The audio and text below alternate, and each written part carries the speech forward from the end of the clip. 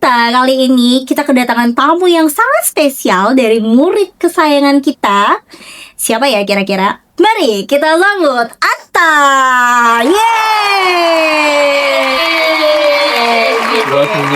Assalamualaikum Ibu. Waalaikumsalam. Selamat siang juga. Atta, gimana kabarnya? Sehat? Alhamdulillah Ibu, sehat walafiat. Oke, ini banyak yang bertanya-tanya ya pasti ya, kenapa Atta yang harus diundang? Nah, Bu Indah kasih tahu secara singkat aja. Jadi Atta ini keterima di Toronto University dan mendapatkan beasiswa Garuda. Keren banget. Boleh dikenalan dulu sama teman-teman? Oke Bu, mungkin saya perkenalan diri dulu Pak Bu ya. Halo semuanya, perkenalkan nama saya Atta Ahmad Rasyad. Di sekolah biasa dipanggil Atta. Saya alumni SMA Islam Al-Azhar 9 Yogyakarta Angkatan 10. Kemarin saya kelas 12 Sains Terapan. Dan Alhamdulillah saya sudah diterima di 4 kampus luar negeri dan menjadi salah satu awardee dari beasiswa Garuda Sarjana Indonesia. Keren banget. Tepuk tangan dong.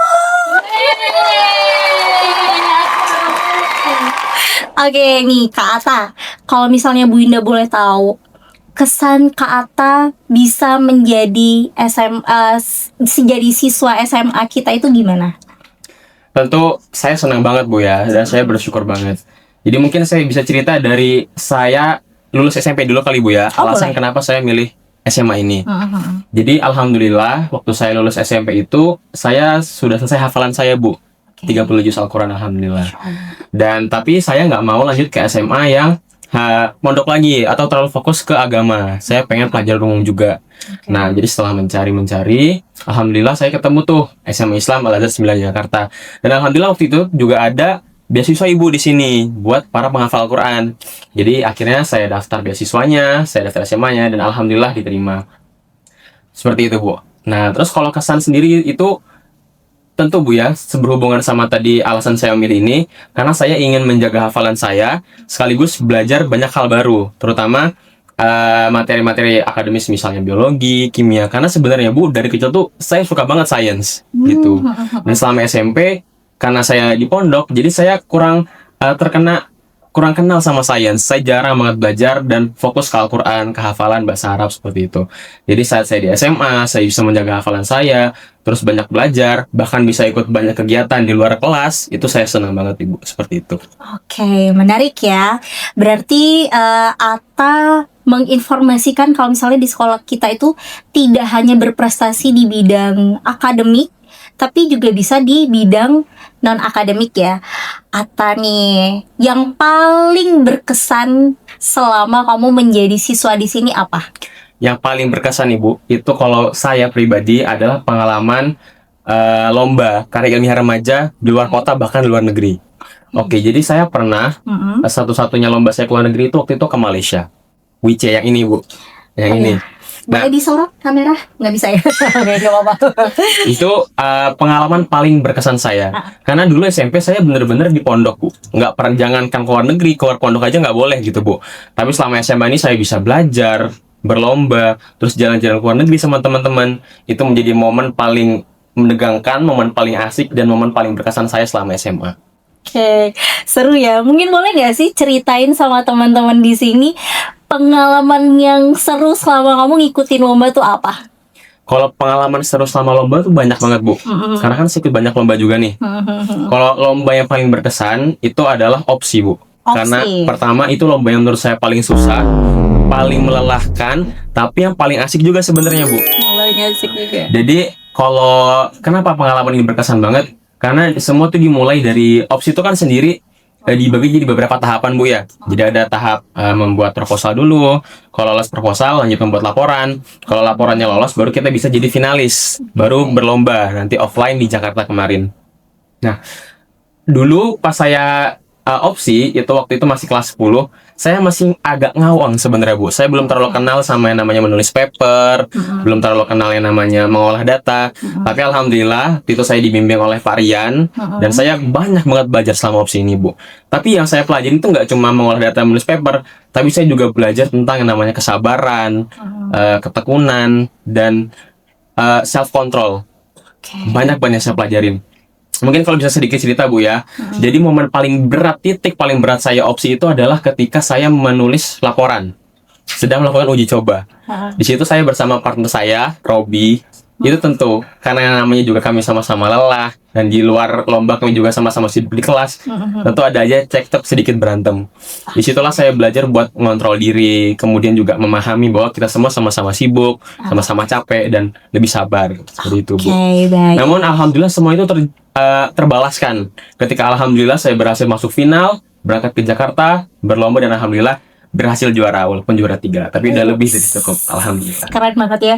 Ini kan kalau kita lihat ya, ini banyak sekali nih prestasi-prestasi Atta yang udah didapat. Berarti yang ini ya. Betul, itu opsi. Oke, mungkin boleh ditunjukin sama kamera. Kita pamerkan dulu ya prestasinya. Iya, ini dia guys. Lumayan loh dapatnya 15 juta. Keren banget. Kemarin jajannya apa aja? Ditabung, Bu, ditabung. Oh, ditabung. Baiklah, berarti dari Kak Atta sendiri sebenarnya banyak ya dukungan-dukungan dari sekolah yang udah didapetin sama Kak Atta. Betul. Menurut Kak Atta spesifiknya apa aja? Kasih tahu. Oke, kalau bantuan dari sekolah tentu banyak banget. Pertama, yang pasti bimbingan dari para guru. Waktu itu memang pembimbing utama saya adalah Pak Rian. Tapi di luar itu juga ada guru-guru lain yang bantu melakukan uji cobanya, mendampingi uji coba, bahkan sampai pembuatan alat pun dibantu sama guru. Di luar hal itu juga kami dibantu untuk mengejar pembelajaran. Karena namanya opsi itu kan susah banget, Bu, ya lombanya. Jadi kita nggak bisa sekolah seperti biasa. Kadang tuh harus dispensasi di luar melewati beberapa pelajaran. Tapi alhamdulillah sekolah tetap dukung. Sekolah memberikan dispensasi tapi memberikan kelas tambahan sepulang sekolah untuk mengejar pembelajaran. Jadi walaupun saya tetap sibuk lomba, tapi saya tidak ketinggalan pelajaran selama sekolah. Itu sih, Bu, yang paling saya rasakan selama berlomba. Oke, menarik sekali ya. Bocorin dong sedikit, kamu belajarnya biasanya sampai jam berapa? Kalau belajar, Bu, ya. Jadi karena walaupun saya itu orangnya sebenarnya, Bu, tuh saya nggak suka banyak diem di kelas. Jadi memang sebagian besar SMA saya itu dilakukan di luar kelas gitu. Tapi tentu karena ada yang namanya kehadiran, kemudian juga ada ujian-ujian, saya tetap harus belajar mandiri. Jadi kalau bisa mungkin saya cerita jadwal aja kali, Bu, ya. Jadwal harian saya tuh kurang lebih saya bangun, nah juga saya anak boarding, pasti dibangunin buat sholat tahajud, kemudian sholat subuh. Setelah sholat subuh murojaah, persiapan sekolah, berangkat sekolah, sore, biasanya sore saya istirahat, main, malam lanjut murojaah dan belajar lagi. Kalau belajar mandiri, tergantung sih, Bu. Kalau misalnya lagi santai, saya nggak bakal terlalu lama, paling jam 8, setengah 9 udah selesai. Tapi kalau udah deket-deket ujian, itu saya bahkan bisa belajar sampai jam 12, jam 10. Karena memang saya banyak ketinggalan pelajaran, karena lomba, karena ke organisasi, dan lain-lain. Jadi kalau udah mepet ujian, pasti bisa belajar sampai malam banget. Menarik sekali ya guys ya. Jadi proses yang namanya mau mendapatkan sesuatu itu banyak ya. Apalagi sampai belajarnya sampai tengah malam gitu kan. Oke, nih Kata menarik banget ya selama proses lomba. Terus kan kalau misalnya Bu Winda lihat, Kata ini mempersiapkan untuk kuliah ke luar negeri itu kan dari kelas 10 ya. Betul. Oke. Menurut Kata, dukungan apa yang diberikan pihak sekolah dalam mempersiapkan kuliahnya Kata untuk ke luar negeri? Jadi kalau dukungan sekolah untuk persiapan kuliah saya itu udah banyak, bahkan dimulai dari kelas 10, Bu, ya. Betul. Pertama, itu adalah membantu membangun portofolio saya. Dari mengikuti banyak lomba, kemudian organisasi, kemudian event-event, acara-acara, itu membantu saya dalam menyiapkan portofolio untuk mendaftar kuliah. Kemudian yang lebih spesifik itu menurut saya banyak sekali international exposure dari sekolah, Bu. Karena sekolah sering mengadakan kegiatan-kegiatan kunjungan dari kampus luar negeri. Waktu itu saya ingat profesor dari Amerika pernah datang ke sekolah, berbagi pengalaman, sehingga membantu saya untuk lebih familiar terhadap seperti apa sekolah luar negeri nanti. Bahkan sekolah juga pernah mendatangi salah satu awardee LPDP, saya ingat sekali, dan dia waktu itu seingat saya berkuliah di Jepang. Oke, menarik nih cerita dari Kak Atta. Terus Bu Winda boleh tahu nggak, kan selama Kak Atta sekolah di sini, kita punya banyak banget ya budaya-budaya yang ada di sekolah kita. Menurut Kak Atta, budaya apa sih yang bisa memantik Kak Atta sehingga Kak Atta tuh tertarik untuk kuliah di luar negeri? Oke, budaya ke luar negeri, Bu, ya. Betul. Jadi sebenarnya saya itu udah pengen banget Bu kuliah luar negeri dari kecil, terutama dipengaruhi oleh ibu saya. Nah, walaupun saya itu sempat punya kekhawatiran kayak Mas, Ata kan pengen keluar negeri ya, kenapa nggak masuk SMA internasional aja gitu? Kenapa masuk SMA biasa? Alhamdulillah waktu itu Uma juga sempat jelasin ke saya, ibu saya sempat jelasin, kamu gak usah khawatir gitu. Ternyata beberapa alumni di sini itu udah ada yang luar negeri Bu. Itu kan saya lumayan lega ya. Nah, ternyata pas saya udah masuk ke sekolah, saya merasakan bahkan di kelas 10 pun kita udah belajar berapa tuh? 4 bahasa. Bahasa Indonesia, bahasa Inggris, Jerman, Jepang, 5, Arab, 6, Jawa. Jadi kita udah banyak kena international exposure Bu dari bahkan kelas 10 gitu. Dan kemudian di luar mata pelajaran banyak banget emang bimbingan yang diberiin dari sekolah. Kayak waktu itu saya pernah ada bimbingan penulisan Motlet, bahasa Inggris, penulisan esai, dan itu menurut saya membangun kepercayaan diri saya bahwa saya tuh bisa loh ke luar negeri walaupun sekolah saya itu namanya aja bukan internasional, padahal isinya sama aja kayak sekolah internasional kayak gitu. Nah, dari sekian banyak negara ya, Bunda tuh penasaran kenapa endingnya Kak Ata tuh tertariknya di negara Kanada Bu. Kanada. Jadi sebenarnya Bu ya, saya itu tipe orang yang tidak terlalu mementingkan negara tujuannya, tapi mementingkan jurusan saya. Saya itu tertarik banget sama jurusan namanya biomedis. Jadi membahas tentang teknologi kesehatan kurang lebih. Lebih spesifik lagi, saya itu punya minat, dan ini berhubungan banget sama semua penelitian saya selama SMA, yaitu toksikologi. Yaitu membahas tentang dampak zat-zat toksik terhadap kesehatan manusia. Nah, salah satu biomedical toksikologi terbaik di dunia itu di University of Toronto, Bu. Makanya saya pengen ke Kanada, karena di sana ada University of Toronto yang punya biomedical toksikologi terbaik di dunia. Seperti itu, Bu. Mantap sekali. Ceritain dong sama teman-teman. Mungkin teman-teman tuh pengen banget tahu ya caranya Kak Ata daftar di beasiswa Garuda. Terus juga mungkin ceritain juga dong apa hal yang bikin Kak Ata kayak yang susah nggak sih daftar ini? Pernah nggak sih ada rasa mindernya juga selama mendaftar? Itu kan pasti Kak Ata udah pernah mikir juga ya, kayak ini tuh saingannya bukan di Indonesia aja loh, tapi kan saingannya ini di seluruh negara kayak gitu. Mungkin boleh diceritain sama teman-teman di sini? Jadi saya sebenarnya pernah minder Bu, betul. Karena saya itu strategi saya adalah waktu itu mencoba segalanya yang saya bisa. Jadi saya daftar ke banyak kampus. Total daftar yang kampus yang saya daftarin, karena saya daftar mandiri Bu ya, nggak pakai agen, saya full mandiri semuanya. Itu kurang lebih 8 kampus. 8 kampus, kemudian ditolak 3, 1 whitelist, diterima 4. Nah, 4 itu ada 2 di Australia dan 2 di Kanada. Dan kemudian yang pertama saya dapat itu bukan penerimaan Bu, tapi penolakan. Itu yang bikin saya minder banget. Wah, emang susah ini ya keluar luar negeri ya gitu. Apalagi terus saya mikir kayak keterima kampus aja susah, apalagi beasiswa. Mungkin sebagai tambahan juga saya itu nyoba kemarin itu 3 beasiswa Bu. Jadi Garuda, kemudian saya nyoba beasiswa dari University of British Columbia sama beasiswa langsung dari University of Toronto. Ya. Sebelum saya diterima beasiswa Garuda, beberapa bulan sebelum itu saya diumumin bahwa saya ditolak 2 beasiswa ini, dan itu benar saya ngedown banget. Tapi yang saya pelajarin bahwa di luar hal-hal yang saya lakukan, bahwa saya yakin kayak ibu saya itu udah berusaha banyak. Terus ibu saya juga udah selalu doain saya selalu juga berdoa. Jadi saya selalu yakin sama rencana Allah bahwa nggak bakal dikecewain kok gitu. Kamu harus sabar aja dan lebih berusaha. Jadi alhamdulillah saya tetap persiapkan persyaratannya sebaik mungkin Bu. Jadi karena apa yang saya baca-baca Bu ya, bahwa banyak banget anak-anak yang sebenarnya tuh pinter, prestasinya banyak, esainya bagus, terus cuma perkara hal kecil misalnya surat kesehatannya kurang, terus nulis nomor NIK-nya salah, gara-gara hal kecil kayak gitu mereka ketolak Bu. Jadi saya benar-benar berusaha memperhatikan udah bener, datanya udah bener semua, nomor-nomornya udah bener semua, supaya nggak ada kesalahan. Terus yang bikin saya minder saya itu adalah kurangnya persiapan saya sendiri sih Bu. Jadi sebenarnya saya persiapan syarat-syarat pendaftaran ke luar negeri itu baru di awal-awal pas 12.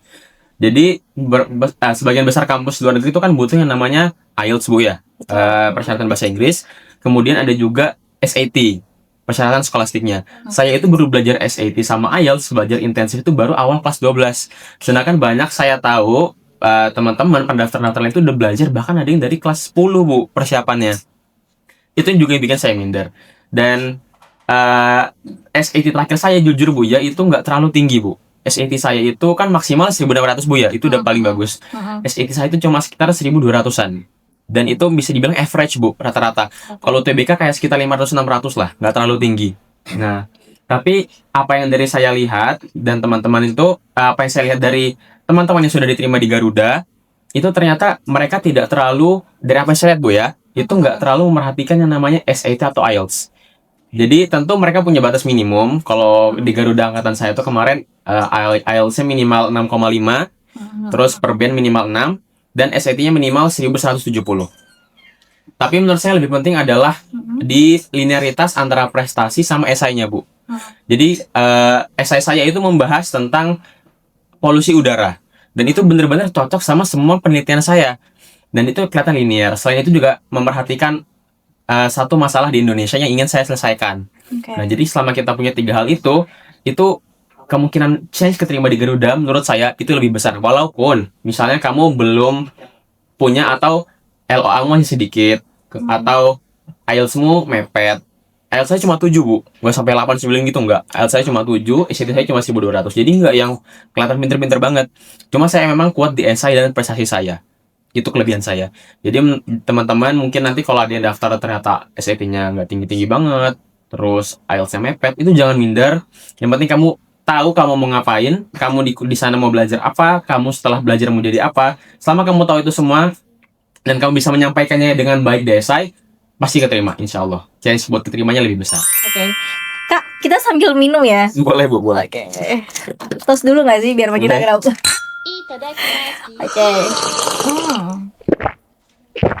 Alhamdulillah.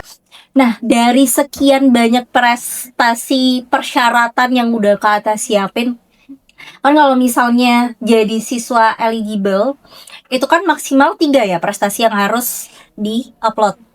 Nah, kalau misalnya di beasiswa Garuda itu prestasinya harus berapa yang disiapin?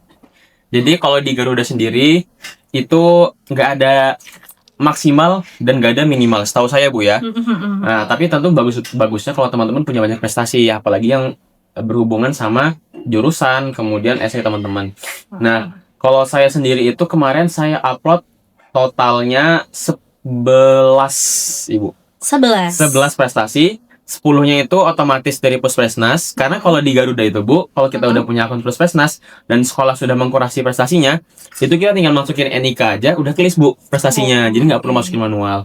Jadi saya masukin 10 prestasi saya yang udah di Puspesnas otomatis terisi, dan saya tambah 1 prestasi yang memang nggak terkurasi. Jadi total 11 sertifikat ya saya masukkan. Selain itu saya juga masukkan pengalaman, karena saya pernah ikut itu Bu, pernah ikut yang namanya Research Academy di UGM selama 3 hari. Itu juga bisa jadi tambahan portofolio di Garuda. Seperti itu sih Bu. Oke, menarik sekali ya. Dari sekian pengalamannya Kak Atta untuk daftar di beasiswa Garuda ini, Bu Indah boleh tahu nggak, boleh ceritain juga sama teman-teman di sini proses nunggu untuk keterimanya itu berapa lama? Terus selama menunggu itu apa yang Kak Atta lakukan? Apakah hanya berdoa atau hanya buzzer? Mungkin boleh diceritain ya sama teman-teman di sini.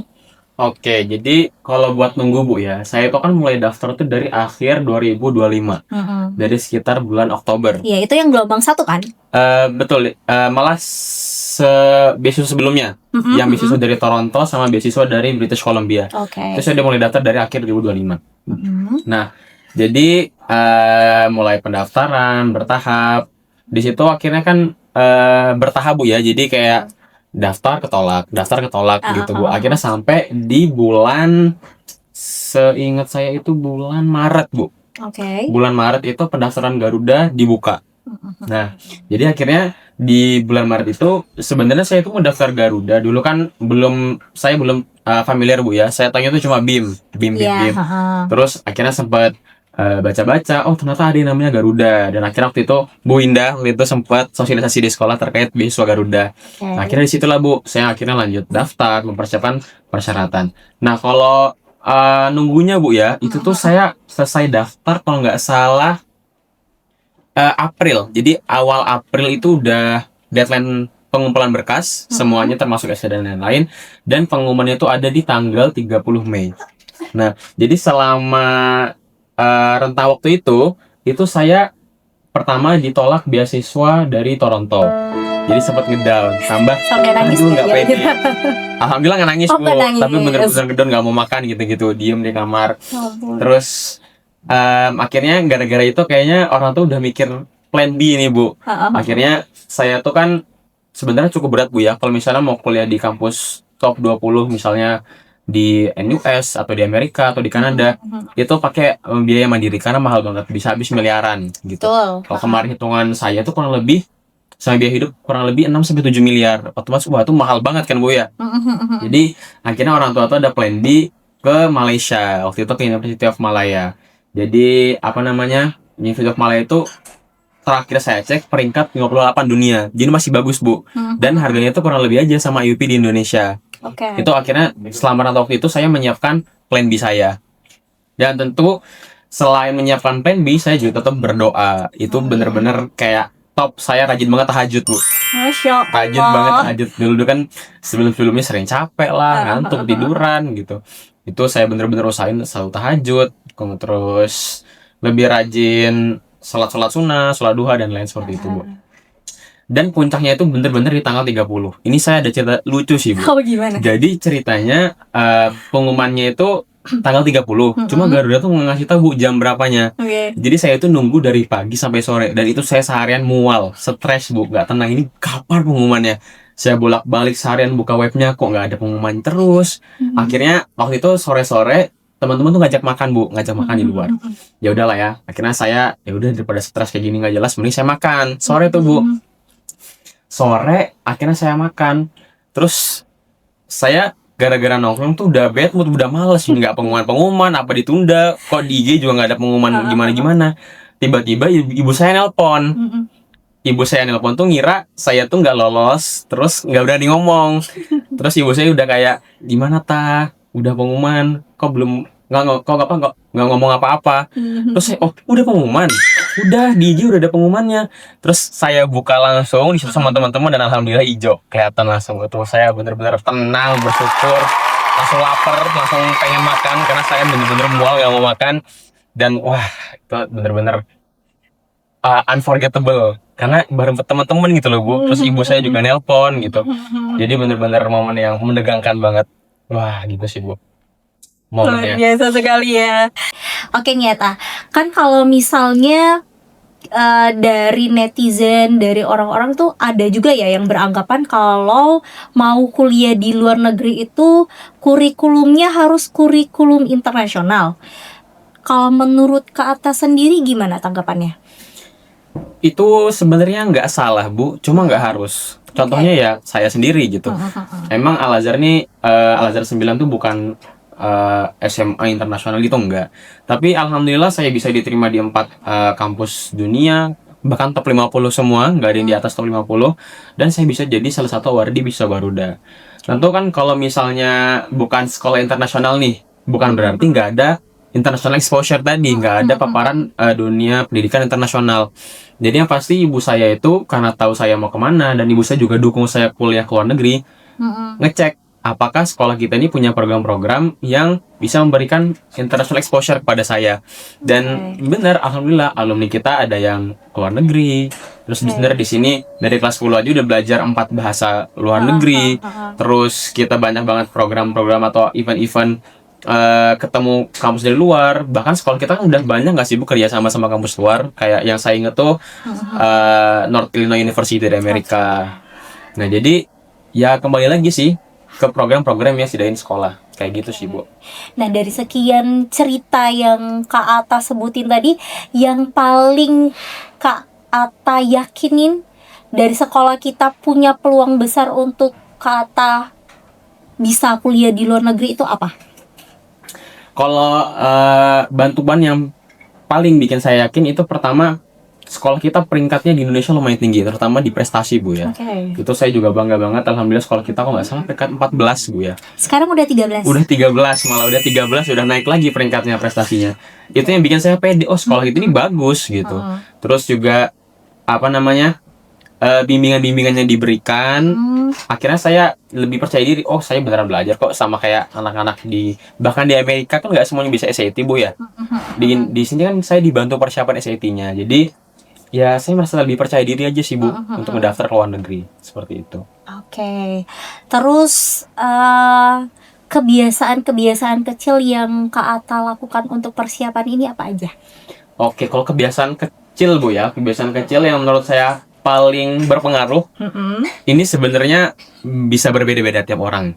Nah, tapi kalau saya itu malah scrolling Bu. Scrolling. Menarik ya. Jadi kalau scrolling itu kan maksudnya udah negatif ya Bu ya konotasinya. Tapi kalau buat saya itu kan tergantung apa yang teman-teman lihat dan berapa sering. Kebetulan karena saya itu sempat stres, ketolak beasiswa, ketolak kampus, akhirnya FYP saya itu penuh sama yang namanya kampus ini buka pendaftaran, beasiswa ini buka pendaftaran. Yang akhirnya saya dapat banyak informasi dari situ Bu, dan akhirnya bisa daftar. Nah dari situ kebiasaan kecil saya itu ya scrolling sih Bu. Namun ya yang saya scrolling itu kesempatan ke luar negeri. Itu yang mungkin paling berpengaruh di masa-masa pendaftaran saya kuliah. Menarik sekali. Oke, dari cerita-cerita yang sampai endingnya sedih ketolak beasiswa 2 lagi ya. Nah, gimana sih caranya Kak Atta itu menjaga motivasinya Kak Atta, menjaga semangatnya Kak Atta, sehingga kan yang namanya orang down itu biasanya lama ya, ada yang sampai berbulan-bulan, bahkan sampai merasa aku nggak mau lagi deh ikutan trauma, aku nggak mau lagi deh ikutan yang namanya beasiswa ini, aku nggak mau lagi coba karena aku masih ada rasa takut. Tuh kalau misalnya Kak Atta cerita tadi kan itu lumayan cepat tuh tahapan proses biar jadi semangat lagi. Mungkin boleh diceritain sama teman-teman gimana sih caranya Kak Atta bisa menjaga sehingga Kak Atta itu bisa cepet semangatnya. Oke. Jadi bisa dibilang cara saya ini agak berbeda Bu. Jadi kalau kita mau bangkit dari habis ngedown, dari kesedihan itu kan kita harus punya yang namanya persisten, ketekunan gitu Bu ya. Tetap melakukan sesuatu walaupun kita nggak punya motivasi untuk itu. Itu menurut saya skill atau mindset yang penting, yaitu persisten. Jadi biasain melakukan hal-hal penting itu jangan berdasarkan motivasi, tapi berdasarkan karena kamu emang harus melakukan itu. Terus kalau mindset saya, gimana caranya supaya nggak lama-lama ngedown, itu jadilah sombong Bu kalau saya. Karena terutama karena kita masih muda Bu ya, menurut saya kesombongan itu perlu dengan batasan tertentu, bentuk kesombongan yang bijak gitu. Kenapa? Karena ketika saya ngedown, wah ketolak. Itu kan sering kita mikir, wah kita ini bodoh ya, nggak berguna ya, beban doang, beban orang tua. Tapi saya ini sombong, oh enggak lah, buset, saya ada banyak prestasi, saya juga di angkatan peringkatnya tinggi. Saya sombong, akhirnya saya percaya diri lagi dan aku masih bisa kok daftar yang lain. Ini nggak rezeki aja, bukan berarti aku bodoh gitu. Itu sih Bu, 2 hal itu, persisten sama kesombongan yang bijak. Kesombongan yang bijak. Kata-kata hari ini adalah kesombongan yang bijak. Menarik nih Kak Atta.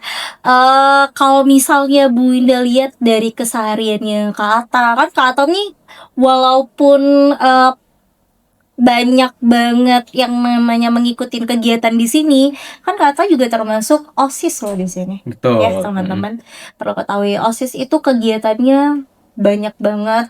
Terus dia juga aktif di berbagai lomba, terutama di bagian riset.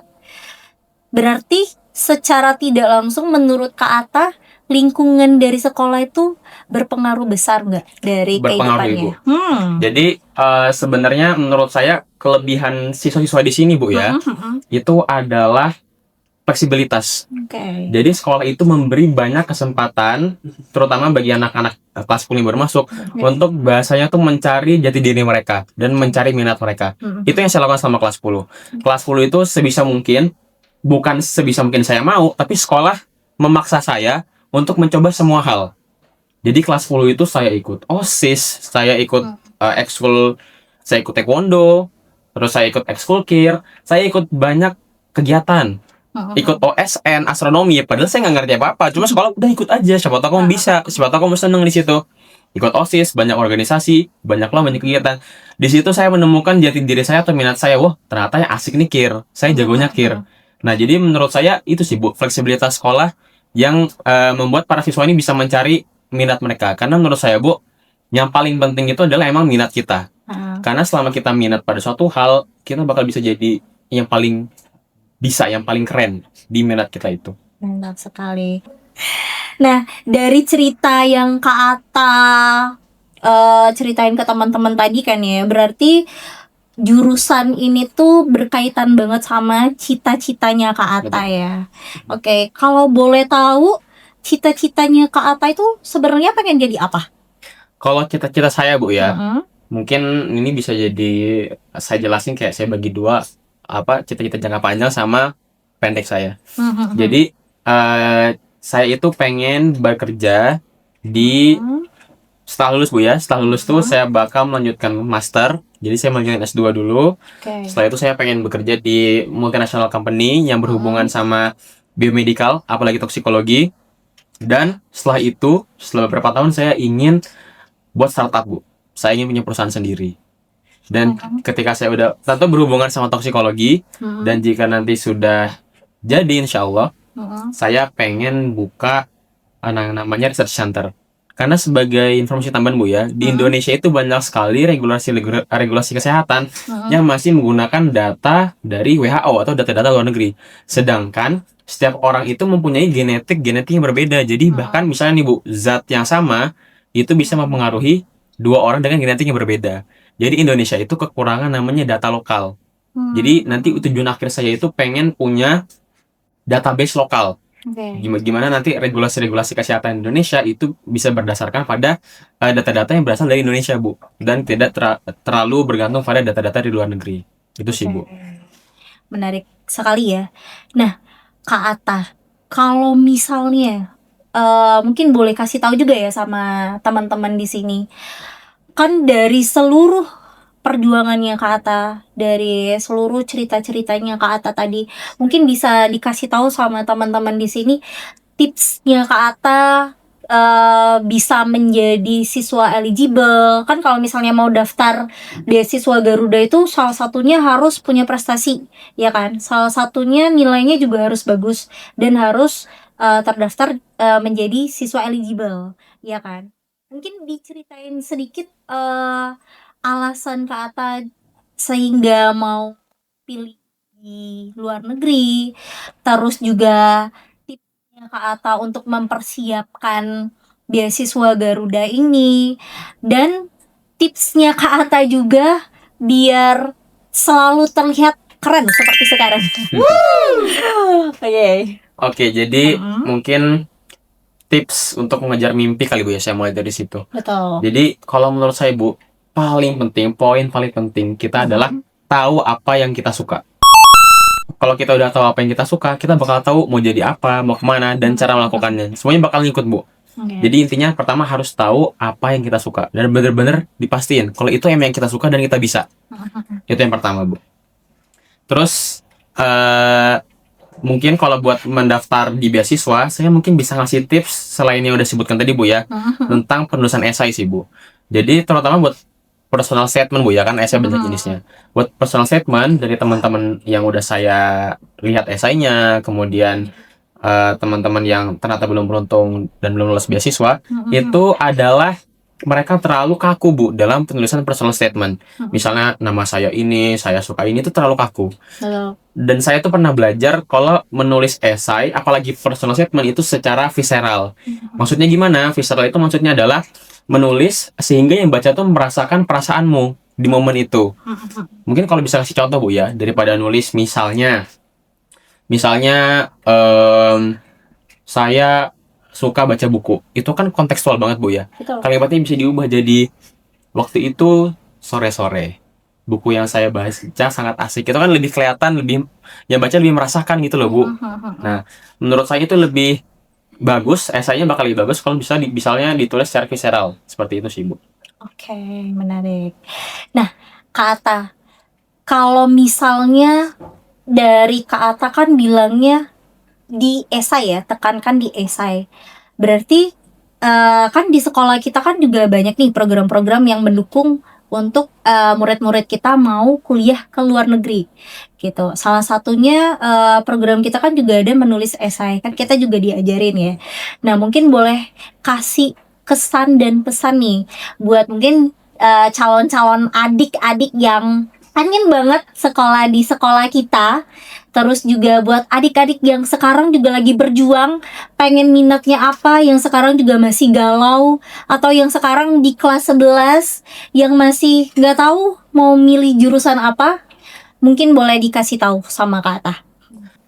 Oke Bu, mungkin sedikit nambahin pesan kali Bu ya, buat adik-adik yang baru lulus SMP dan bingung mau kemana. Menurut saya kalian harus banget masuk SMA ini. Kenapa? Karena di sini bakal dipaksa buat mencari minat kalian, dan kalau udah ketemu bakal didorong buat sukses di minat itu. Seperti aku. Gitu sih, Bu. Keren, tepuk tangan dong. Terakhir nih dari Bu Winda, tolong Kak Ata kasih satu kalimat deskripsikan tentang perjalanan hidup. Oke, perjalanan hidup Bu ya. Betul. Satu kalimat. Oke, mungkin 2 kata cukup kali Bu ya. Boleh, Oke. boleh. Jika saya bisa mendeskripsikan seluruh hidup saya, terutama masa SMA hingga sekarang, dalam 2 kata, yaitu adalah eksperimen mimpi.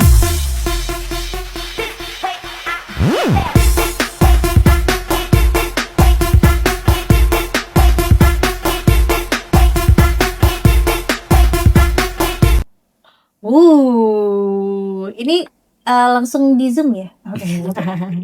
Oke, terima kasih Ya, Ibu. Kak Terima kasih Ata kembali. sudah menyempatkan untuk hadir di podcast kita kali ini. Dan buat teman-teman, semoga ini bermanfaat buat teman-teman semua, bisa menjadi inspirasi, bisa menjadi motivasi juga untuk teman-teman semua. Lebih dan kurang, Bu Indah juga minta maaf kalau misalnya ada salah kata, salah kalimat. Kepada Allah juga Bu Indah minta ampun. Sekarang kita istirahat dan waktunya Ata mau lanjut kemana? Mau lanjut ke UGM Bu. Ke UGM. Oke, terima kasih semuanya. Kita tutup bareng-bareng Kak Ata. Wassalamualaikum warahmatullahi wabarakatuh. Bye.